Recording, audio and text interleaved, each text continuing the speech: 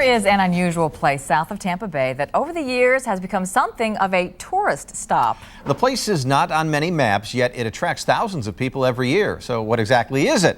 Well, some say it's something that fairy tales are made of. Our Wild Side guy, Randy Roush, has the story in this week's Wild Side.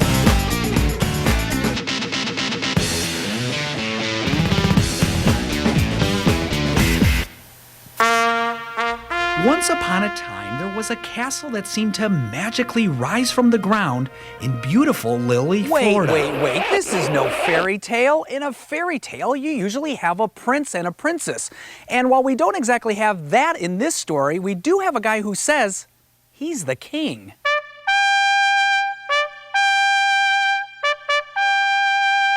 Hi, my name is Howard, and I'm the king of this castle. And what a castle it is, carefully constructed out of everything and anything this king could collect, including an outside coated with shiny used printing plates. And if that sounds out of sort, wait until you see the inside. Randy, this is elephant made out of 7 oil drums. Inside, Howard the King proudly displays his art collection, 12,000 square feet of wall-to-wall things, accessories, some that you're not exactly sure what they are, but the king values at $3 million. Unique art that he talks about more like a comedian rather than royalty. His name is Samsonite because his mother was luggage. This is Napoleon's pistol. That's why he had to keep his hand on his shoulder holster. This is from a Xerox machine with a shock absorber from a car. So where does the king get his hands on such unique artwork? Well, it's not exactly from any famous artist. In a studio near his castle, Howard the King makes all that valuable artwork himself. You see, this is one king not afraid to get dirty. He's been welding objects of art together most of his life, turning junk metal and unwanted wood into something that stands on its own. Some pieces take years for the king to create. How was your lunch? And the king is not afraid to meet with his peasants, or should I say guest. You see, Howard, the self-proclaimed king, is really not an official king. He's more of an entrepreneur, a regular Joe who built this entire kingdom. When I found out that I bought a swamp, I figured I'd better build something tall, and palaces were too expensive to furnish.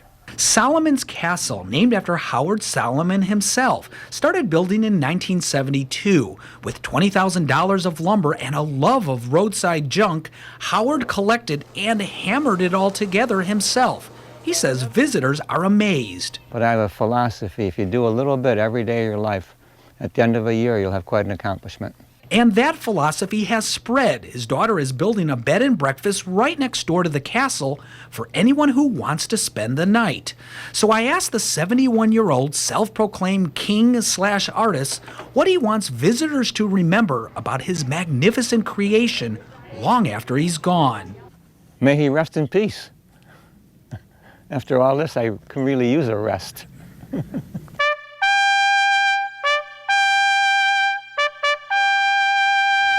Thanks for stopping by. In Hardee County, I'm Wild Side guy Randy Roush for Tampa Bay's 10 News. Pretty incredible.